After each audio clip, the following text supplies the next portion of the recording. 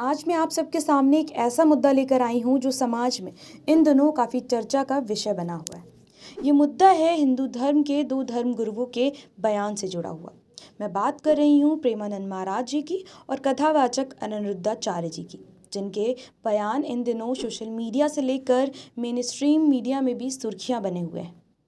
दोनों धर्मगुरुओं ने अपने अपने तरीके से नई पीढ़ी के आचरण पर सवाल उठाए हैं, जिसके बाद विवाद थमने का नाम नहीं ले रहा। कथावाचक अनिरुद्धाचार्य के बयान से शुरू होकर प्रेमानंद महाराज जी के बयान तक जमकर विवाद हो रहा है। आप कथावाचक अनिरुद्धाचार्य के बयान से भले ही असहमत हो सकते हैं, लेकिन प्रेमानंद महाराज जी के बयान को गलत तरीके से मीडिया में परोसा जा रहा है। दोनों धर्मगुरुओं के बयान को अलग अलग दो पहलुओं से समाज के सामने रखा जा रहा है, जिसमें एक पक्ष हिंदू धर्म गुरुओं की आलोचना कर रहा है तो वहीं दूसरा पक्ष समर्थन में है।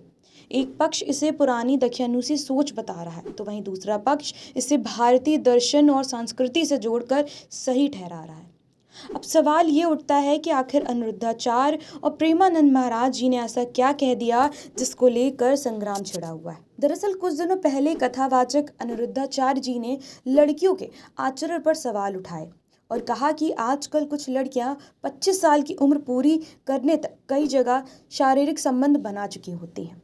अनिरुद्धाचार्य ने शादी से पहले शारीरिक संबंध बनाने पर सवाल उठाए तो उनके बयान के कुछ अंश को कुछ लोगों ने समाज में अपने अपने तरीके से परोसना शुरू कर दिया। विवाद इतना बढ़ा कि अनिरुद्धाचार्य को इस मामले पर सफाई तक देनी पड़ी। अब बात करते हैं प्रेमानंद महाराज जी की। प्रेमानंद महाराज जी का बयान पूरी युवा पीढ़ी के लिए था, जिसमें लड़के और लड़कियां दोनों शामिल थे। लेकिन कुछ शरारती लोगों ने प्रेमानंद महाराज जी के लड़कियों पर दिए गए बयान वाले हिस्से को काट कर एक क्लिप बनाकर वायरल करना शुरू कर दिया।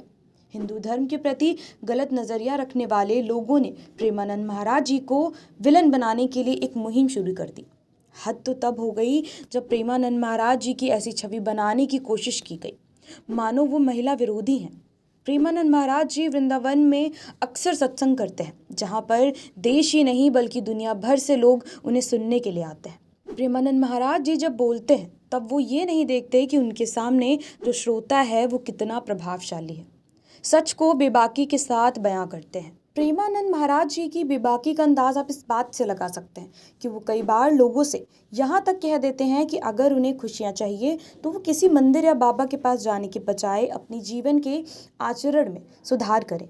किसी बाबा से आशीर्वाद लेने से जीवन में कभी बदलाव नहीं आएगा।